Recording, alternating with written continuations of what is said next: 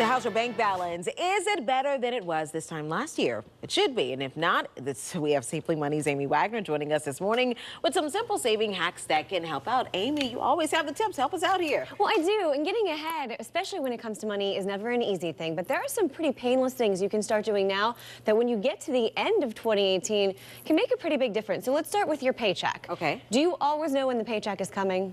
Well, yeah, most of us do. I was going to say most of us do, right? Yeah. So set an alert on your phone for the night before and check your checking account. If there looks like maybe there's a little extra money in the checking account this month, move it over to savings because the check is going to hit the next day. Your paycheck is going to hit, so you're not going to miss that money. Okay. And that's a way that you can build up a little extra money in savings. Speaking of that paycheck, the average person, the average American got a raise of 2.5% last year. And we're actually thinking it might be even more on average this year. So if you're able to make ends meet on your paycheck as it currently is, pretend like you didn't get that raise. Yeah. Keep living the way you were and bank the difference. Invest the difference. Because I think for a lot of people, they think maybe 2.5%, 3%, well, that doesn't sound like a lot.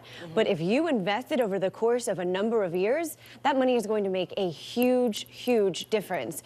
Okay, so we have just, the jar of change here. Yes, I think we all have that at home. Right, so this is kind of rocking it old school.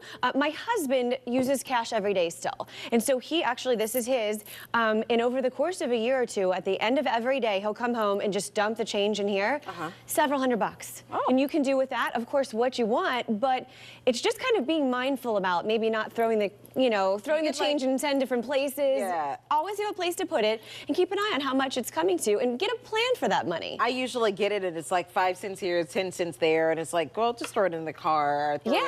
Or it always ends up, what are they, sofa change? Do people still do that? Of course. Well, I still find it sometimes in our couch. Okay, so I'm not much of a cash person. Yeah. But I do use coupons. Okay. From time to time.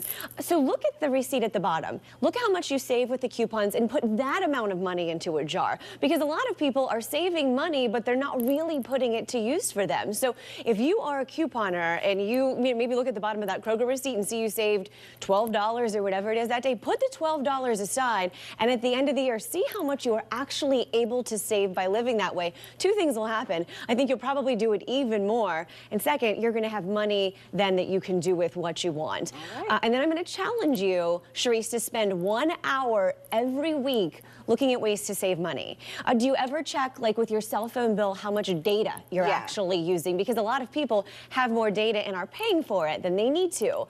You can cut the cable cord. You can renegotiate some bills. That's my issue, the cable cord. I have cable, Netflix, Hulu, all of that. Yes, well, you need to look at how much do you really use? What do you really use? But it takes time. So if you dedicate 1 hour every week, you can tackle all these projects that maybe you've thought you wanted to do at some point. The key is dedicating that hour. So the Simply Money point here is investing a little bit of time now on all these little things can actually add up to be big savings for you.